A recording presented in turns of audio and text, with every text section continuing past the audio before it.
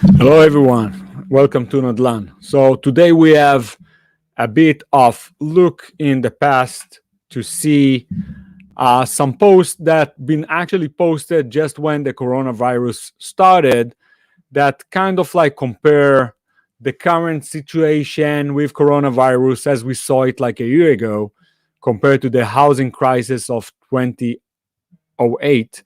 So we have Dani Beit-Or. This was his second round of Entrepreneur of the Week. So it's really interesting to look back at this post and see what actually happened and what have changed. So let's get to that.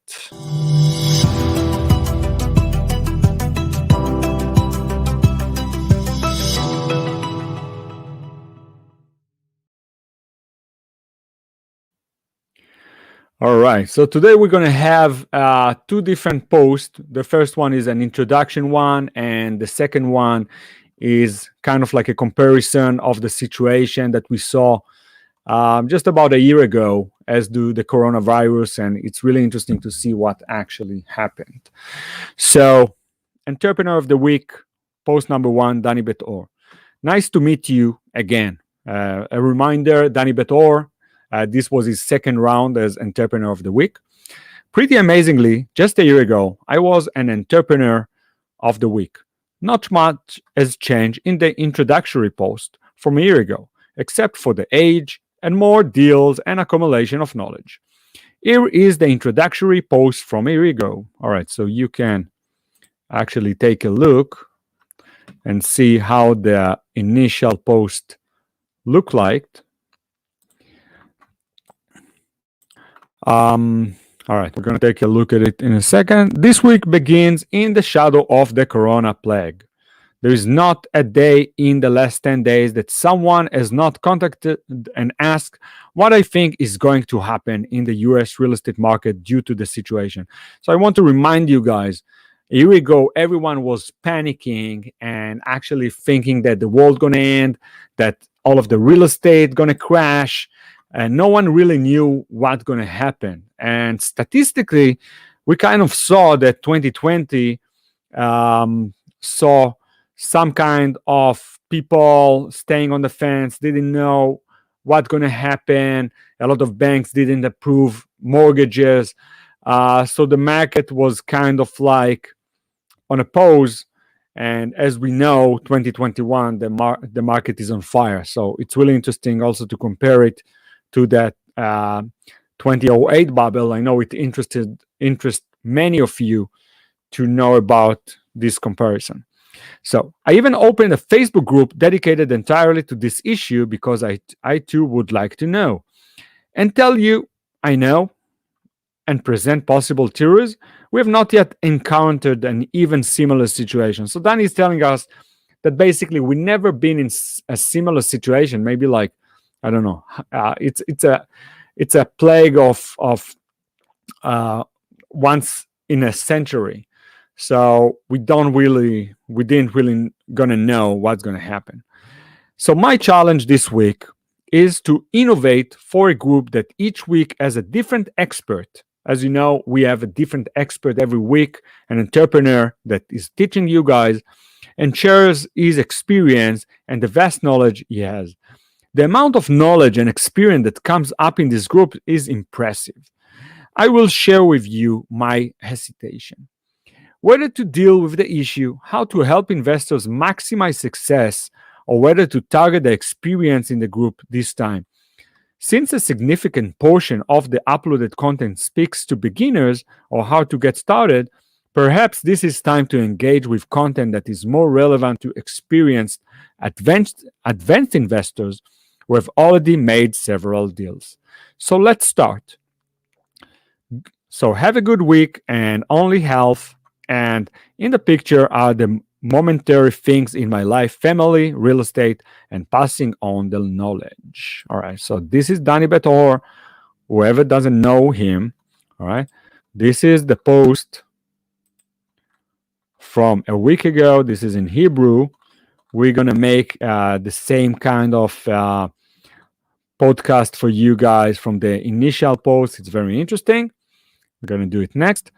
But Now we're going to go to the second post, but before that, we're going to have a short break.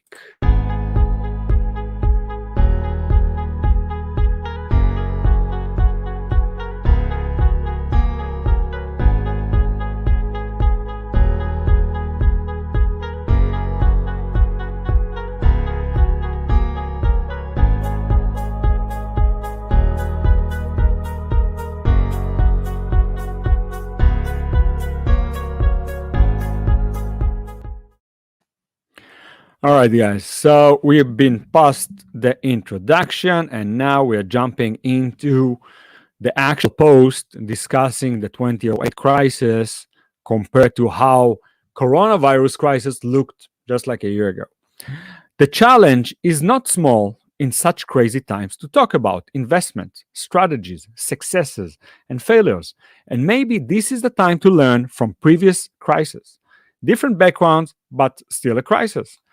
At the time of the 2008 crisis, I already owned quite a bit of real estate that I had personally invested and also considerable experience in accompanying close to 1,000 transactions. So Danny is doing, whoever doesn't know, Danny did like more than 5,000 transactions so far with investors. And he also owned quite a bit of investment properties in 2008. It was my first real estate crisis, and you could also say a first economic crisis.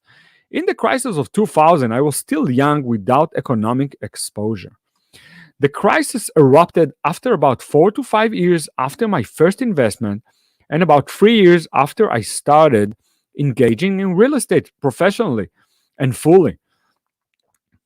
So I did not even know it was called investor accompaniment. To my delight, a lot of pretty quickly realized what we were heading towards. I have no explanation for why, but I just understood. So I started making decisions under this insight. I later thank you for operating under this insight. Don't get me wrong, I lost and I lost a lot, but I reduced damage. My biggest disappointment from this period was precisely from the flawed human behavior of people who until then had considered them leaders in the field. A large portion of them simply disappeared. There was no oil to support and abandon investors in distress. To this day, 12 years later, I have no idea where some of them have gone. Mostly charlatans. Another part went underground or buried its head in the sand and was not really there to lead in moments of crisis and resurfaced in rage. I guess some of these people experienced the crisis in their flesh. Yes, I do too.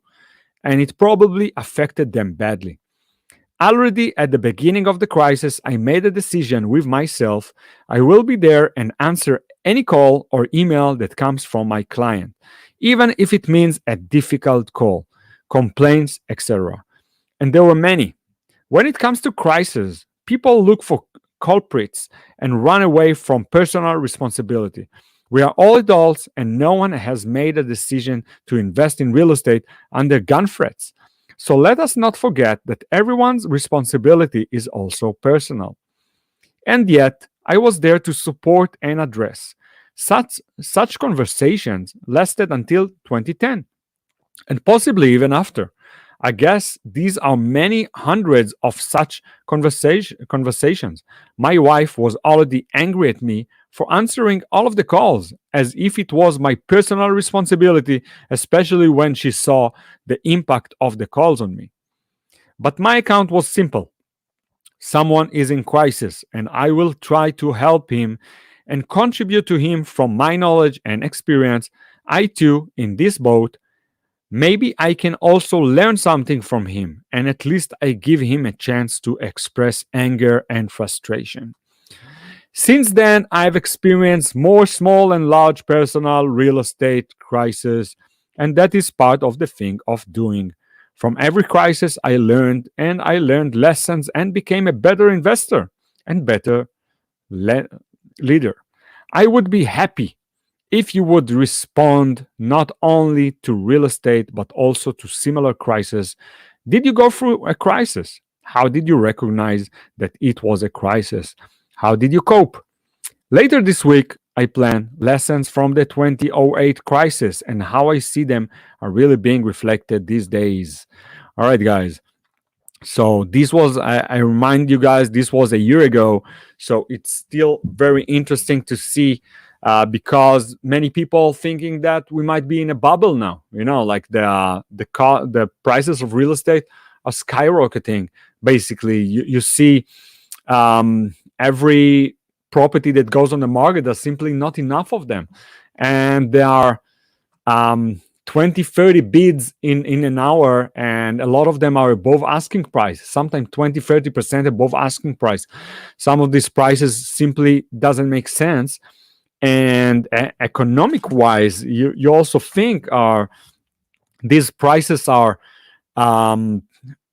reasonable for the income that people are making. A lot of people lost their jobs, and if these prices are sustainable.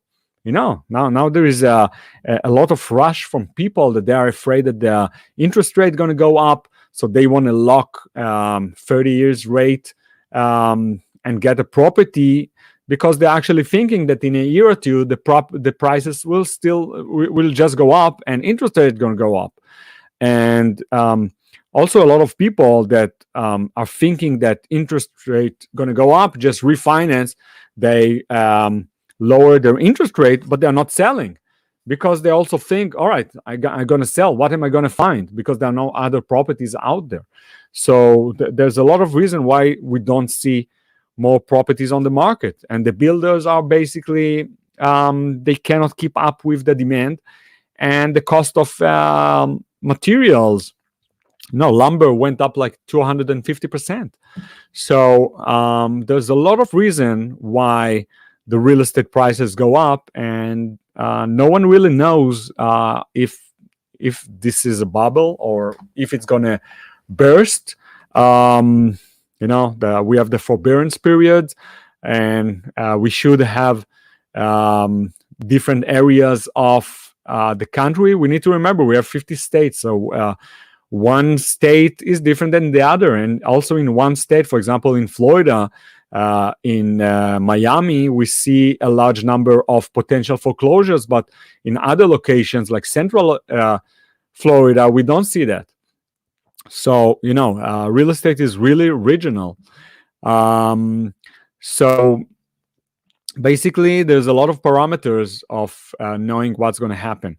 So tomorrow we're going to be with the next post from Dani Beit-Or, and we're going to see the resemblance from 2008 debt crisis to today's crisis.